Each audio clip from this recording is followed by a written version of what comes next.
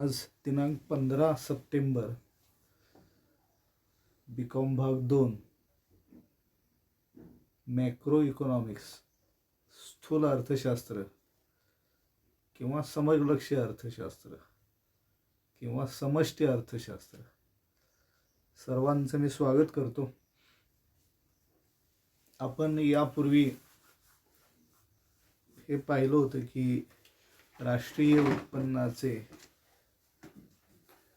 आकडेवारीचे उपयोजन किंवा महत्त्व, application of national income data और importance of national income data. यात पहिला मुद्दा आपण यापूर्वी पाहिला होता की इकॉनॉमिक प्लॅनिंग, आर्थिक नियोजन. आर्थिक नियोजन देशाचे आखणे व त्याची अंमलबजावणी करणे यासाठी राष्ट्रीय उत्पन्नाची आकडेवारी उपयुक्त ठरते. आर्थिक नियोजन म्हणजे काय? आर्थिक नियोजनाची अशी व्याख्या H.D. डिकिन्सन यांनी केलेली आहे की अर्थव्यवस्थेत विशिष्ट काळात विशिष्ट देशात कोणत्या वस्तूचे उत्पादन करावयाचे, ते किती करावयाचे, कुठे करावयाचे आणि झालेल्या उत्पादनाचे वाटप समाजात कसे करावे याबद्दल देशातील मध्यवर्ती सत्तेने घेतलेला जाणीवपूर्वक निर्णय म्हणजे आर्थिक नियोजन होय. आर्थिक नियोजन यशस्वी करण्यासाठी राष्ट्रीय उत्पन्नाची आकडेवारी उपयुक्त असते. राष्ट्रीय उत्पन्नावरून आपल्याला हे समजते की अर्थव्यवस्थेच्या कोणत्या क्षेत्रातून किती उत्पन्न मिळाले आहे. जिथं कमी उत्पन्न मिळाले तिथं आणखी उत्पन्न जादा मिळवण्यासाठी तिकडे अधिक लक्ष देता येते, अधिक साधन सामग्री तिथे उत्पादनासाठी लावता येते. असे अनेक उपयोग आहेत. देशाची लोकसंख्या किती आहे हे कळते, आज किती आहे, भविष्य काळात किती वाढीचा वेग राहील, एवढ्या लोकसंख्येला पुरेल एवढे अन्नधान्याचे उत्पादन, कपड्यांचे उत्पादन, जागा, राहण्याच्या सोयी, शाळा, महाविद्यालये, रस्ते, रेल्वे या सगळ्या सुविधा उपलब्ध करण्याची जबाबदारी पुन्हा सरकारची असते. त्यासाठी नियोजन करावे लागते. राष्ट्रीय उत्पन्नाच्या आकडेवरून आपल्याला ही माहिती पुरेशी आधी समजते आणि आर्थिक नियोजन आपल्याला यशस्वी करता येते. यानंतर दुसरा मुद्दा तो म्हणजे अर्थव्यवस्थेचे नियमन करणे, टू रेग्युलेट इकॉनॉमी. अर्थव्यवस्थेचे नियमन करणे किंवा नियंत्रित करणे अर्थव्यवस्था.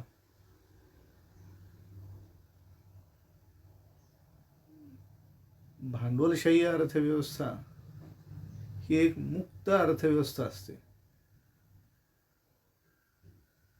तरी सुद्धा तिचे काही बाबतीत नियमन करावे लागते. प्रोफेसर ॲडम स्मिथ यांनी मुक्त अर्थव्यवस्थेचे समर्थन केले आहे. मुक्त अर्थव्यवस्थेचा पुरस्कार केला आहे. म्हणजेच दुसऱ्या भाषेत निरहस्तक्षेपाच्या धोरणाचा पुरस्कार ॲडम स्मिथ यांनी केला. तर त्या उलट J.M. केन्स यांनी अर्थव्यवस्थेत सरकारने हस्तक्षेप करणे आवश्यक आहे या धोरणाचा पुरस्कार केला. Keynes has supported to government participation in the economy or activeness of the government in the economy, supported by the J.M. Keynes. सरकारने अर्थव्यवस्थेत हस्तक्षेप केला पाहिजे समाज हितासाठी. वस्तूंच्या किमती जेव्हा वेगाने वाढतात तेव्हा सरकारने हस्तक्षेप केला पाहिजे. गरीब देशात मूलभूत सोयी सुविधा निर्माण होण्यासाठी सरकारने हस्तक्षेप केला पाहिजे. सरकारने रस्ते, रेल्वे, विमानतळे अशा सुविधा उपलब्ध होण्यासाठी खर्च केला पाहिजे. सरकारचा अर्थव्यवस्थेतला हस्तक्षेप असं म्हणतात याला. उदाहरणार्थ भारतात वेगवान धावणाऱ्या रेल्वेची आवश्यकता होती. ताशी 700 किलोमीटर, 800 किलोमीटर या वेगानं धावणाऱ्या रेल्वेची आपल्या देशामध्ये आवश्यक, जगात सगळ्या प्रमुख देशामध्ये ती आहे. माल एका ठिकाणाहून दुसऱ्या ठिकाणी जाण्यासाठी किंवा व्यक्ती एका ठिकाणाहून दुसऱ्या ठिकाणी लवकर जाण्यासाठी तर अनेक प्रगत देशात बुलेट ट्रेन आहेत. आपल्या देशात ती नव्हती. बुलेट ट्रेनचा मार्ग बांधण्यासाठी मुंबई, अहमदाबाद यासाठी जपानचं सहकार्य घेण्यात आलं. म्हणजेच जपान सरकारच्या मदतीनं भारत सरकार हा उपक्रम पार पाडते.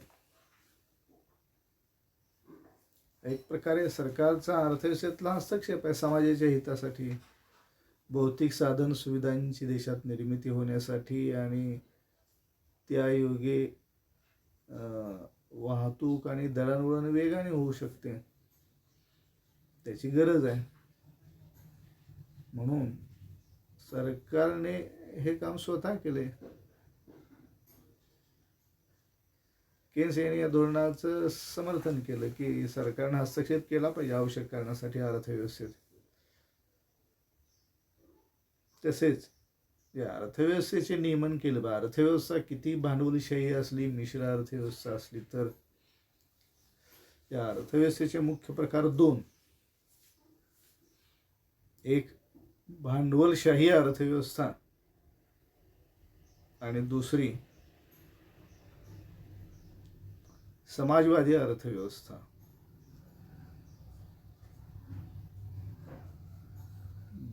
आणि तिसरा प्रकार म्हणजे मिश्र अर्थव्यवस्था. भारताने जरी मिश्र अर्थव्यवस्थेचा पुरस्कार केला असला तरी जास्त प्रमाण भांडवलशाही अर्थव्यवस्थेचेच आहे. चीन या देशात राजकीय चौकट समाजवादी अर्थव्यवस्थेची आहे, कम्युनिस्ट अर्थव्यवस्थेची आहे. पण भांडवलशाही अर्थव्यवस्थेचाच तिथं अंगीकार केलाय. म्हणून अर्थव्यवस्थेचे नियमन भांडवलशाही अर्थव्यवस्थेत सुद्धा करावेच लागते. म्हणजे अमेरिकेत सुद्धा काही मर्यादित प्रमाणात आर्थिक नियोजनाचा अवलंब केला जातो. आणि म्हणून अर्थव्यवस्थेचे नियमन करण्यासाठी भांडवलशाही अर्थव्यवस्थेत किंवा मिश्र अर्थव्यवस्थेत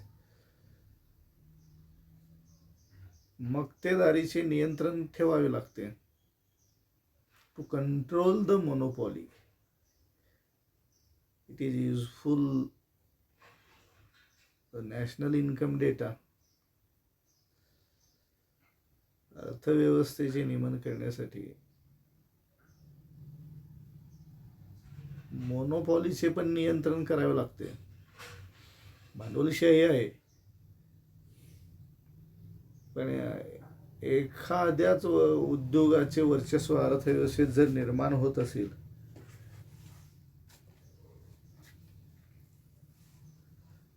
तर ते धोक्याचे असते. आणि म्हणून मक्तेदारी नियंत्रण करण्यासाठी अर्थव्यवस्थेचे नियमन करावे लागते. एका उद्योगपतीच्या ताब्यात सगळी अर्थव्यवस्था असण्यापेक्षा अनेकांनी उद्योग जर स्थापन केले तर ते जास्त योग्य, समाजहिताचे होते. त्यानंतर टू कंट्रोल द इन्फ्लेशन.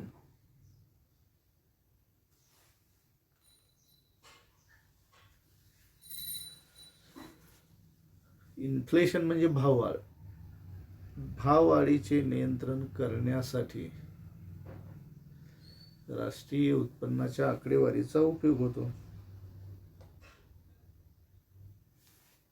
राष्ट्रीय उत्पन्न भाववाढीमुळे पैशातील राष्ट्रीय उत्पन्नाचा आकडा जास्त दिसून येतो. अशा वेळी चालू किमतीनुसार राष्ट्रीय उत्पन्नाची आकडेवारी ही जास्त असते, कारण दरम्यानच्या काळात भाववाढ होत असते. ते उत्पादन कमी वाढून सुद्धा उत्पन्नाचा आकडा जास्त वाढू शकतो आणि त्यामुळे असा भास होतो की अर्थव्यवस्थेचा विकास झालेला आहे. प्रत्यक्षात तसे ते होत नाही भाववाढ होत असल्यामुळे. आणि म्हणून भाववाढीचे अनेक दुष्परिणाम होतात अर्थव्यवस्थेवर. ते होऊ नयेत म्हणून सरकारने अर्थव्यवस्थेचा हस्तक्षेप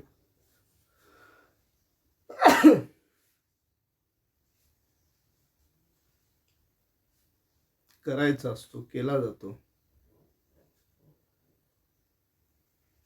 समजा एखाद्या विशिष्ट वस्तूचे उत्पादन कमी झालं तर ती वस्तू आयात करावी लागते किंवा त्या वस्तूचे नियंत्रित वाटप करावे लागते. रेशन धान्य दुकानातून प्रमुख वस्तू गरीब लोकांना अल्प किमतीमध्ये वाटाव्या लागतात. त्यामुळे वाढणारे त्या वस्तूचे भाव आटोक्यात येतात. म्हणून भाववाढीचे नियंत्रण करणे हे महत्त्वाचे असते. Control the inflation. अनेक दुष्परिणाम जर रोखायचे असतील तर वेगाने भाववाढ होऊन चालत नाही. अनेक अडथळे येतात आर्थिक विकासात. म्हणून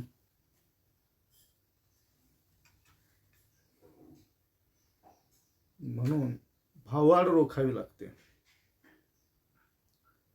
भाववाढ विरोधी उपाययोजना सरकारला आखाव्या लागतात. त्यासाठी अर्थव्यवस्थेत सरकारने हस्तक्षेप करावा लागतो. काही वस्तूंच्या किमतीवरती नियंत्रणे सरकार लादते. विशिष्ट किमतींच्या दरम्यान त्या वस्तू विकाव्यात असं सरकार सांगते. मक्तेदार गैरफायदा घेतात. म्हणून सरकार त्या वस्तूंच्या किमती ठरवून देते. ठरलेल्या किमतीपेक्षा जास्त किमतीला त्या वस्तू जर विकल्या तर तो कायद्याने गुन्हा ठरतो. आणि म्हणून भाववाढ रोखण्यासाठी राष्ट्रीय उत्पन्नाची आकडेवारी ही महत्त्वाची असते. जिथं ज्या विभागाचं उत्पन्न कमी आहे, उत्पादन कमी आहे, त्या ठिकाणी सरकार त्या विशिष्ट वस्तूचे उत्पादन वाढावे म्हणून त्या विशिष्ट उद्योग व्यवसायासाठी अनुदान जाहीर करते. एकूण प्रकल्प किमतींच्या 35%, 30% इतके अनुदान उद्योजकांना दिले जाते की ज्यामुळे उत्पादन वाढेल, पुरवठा वाढेल आणि किमती मग आटोक्यात येतील. या अर्थव्यवस्थेची स्थिरता टिकून ठेवण्यासाठी सरकार अनुदान देते, सबसिडी देते आणि अपेक्षित उद्दिष्ट साध्य करते. म्हणजेच आपण पाहिलं आत्तापर्यंत की राष्ट्रीय उत्पन्नाच्या आकडेवारीचे महत्त्व स्पष्ट करणारा हा दुसरा मुद्दा आहे, तो टू रेग्युलेट द इकॉनॉमी. अर्थव्यवस्थेचे नियमन केले जाते. आर्थिक नियोजनात मागणी आणि पुरवठ्यात समतोल निर्माण व्हावा या दृष्टीने सरकार उत्पादनाचे आणि उत्पन्नाच्या विभाजनाचे योग्य नियंत्रण करत असते.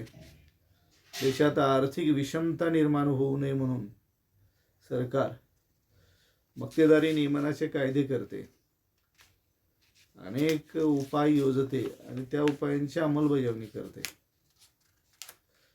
तर देशात आर्थिक विषमता जास्त निर्माण झाली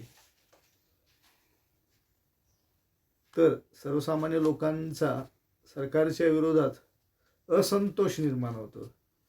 त्यामुळे देशात आर्थिक आणि राजकीय अस्थिरता निर्माण होते आणि हे विकासात अडथळा करणारे असते. म्हणून आर्थिक विषमता किती निर्माण झालेली आहे हे राष्ट्रीय उत्पन्नाच्या आकडेवारीवरून समजते. उदाहरणार्थ देशाचे दरडोई उत्पन्न किती आहे त्यावरून कळते की राष्ट्रीय उत्पन्नाचं असमान विभाजन झालं असेल, दरडोई उत्पन्न कमी असेल, ते श्रीमंत अधिक श्रीमंत आणि गरीब अधिक गरीब असतील तर सरकारला उपाय योजता येतात. आणि म्हणून आर्थिक विषमता देशात कुठल्या बाबतीत आहे हे कळते सरकारला आणि त्याच्या विरोधी उपाय योजावे लागतात, योजता येतात आणि सरकारने ते योजलेले आहेत. आणि म्हणून अर्थव्यवस्थेचे नियंत्रण करण्यासाठी व नियमन करण्यासाठी राष्ट्रीय उत्पन्नाच्या आकडेवारीचा उपयोग होतो. सरकार नियंत्रण करून अर्थव्यवस्थेचे सर्व समाजाला कसे लाभ प्राप्त करून देता येतील आर्थिक विकासाचे, या दृष्टीने सरकार कार्य करते की जेणेकरून देशाचा आर्थिक विकास व्हावा आणि त्यात अडथळे येऊ नयेत. लोकांचेही उत्पन्न वाढले पाहिजे, देशातील रोजगार वाढला पाहिजे, या दृष्टीनं सरकारला अनेक उपाय हे योजता येतात. आपण या तासाला हे पाहिलेलं आहे की राष्ट्रीय उत्पन्नाच्या आकडेवारीचे महत्त्व, एक म्हणजे आर्थिक नियोजन यशस्वी करण्यासाठी इकॉनॉमिक प्लॅनिंग, दुसरं म्हणजे टू रेग्युलेट इकॉनॉमी, अर्थव्यवस्थेचे नियमन करण्यासाठी राष्ट्रीय उत्पन्नाची आकडेवारी उपयुक्त ठरते. अर्थव्यवस्थेच्या कोणत्या क्षेत्रातून किती उत्पन्न आले आणि कोणत्या क्षेत्रातून किती कमी उत्पन्न आले हे कळते. कमी उत्पन्न असलेल्या प्रदेशाच्या विकासाकडे लक्ष देता येते आणि जिथे जास्त उत्पादन होते त्या ठिकाणी सुद्धा उत्पादकांना प्रोत्साहन देऊन अशा वस्तूंची निर्यात कशी होईल या दृष्टीने त्यांना मदत मार्गदर्शन केले जाते. म्हणून अर्थव्यवस्थेचे नियमन करणे हे सरकारने अर्थव्यवस्थेस हस्तक्षेप करणे याला सर्व जगातून मान्यता आहे. ही गोष्ट कोणी अजूनही नाकबूल केलेली नाही आणि म्हणून अर्थव्यवस्था नियमित करण्यासाठी, नियंत्रित करण्यासाठी अनेक उपाय योजले जातात, केले जातात, ज्यामुळे देशाचे संभाव्य नुकसान टळते आणि देशातील उत्पादन, उत्पादकता, विकास हा वाढत जातो. आज आपण हा दुसरा उपाय पाहिला, अर्थव्यवस्थेचे नियंत्रण करणे व नियमन करणे. राष्ट्रीय उत्पन्नाचे महत्त्व आणि उपयोग अनेक आहेत. पहिला आर्थिक नियोजन यशस्वी करण्यासाठी आणि दुसरं म्हणजे अर्थव्यवस्थेचे नियमन करण्यासाठी राष्ट्रीय उत्पन्नाच्या आकडेवारीचा उपयोग होतो. धन्यवाद सर्वांना.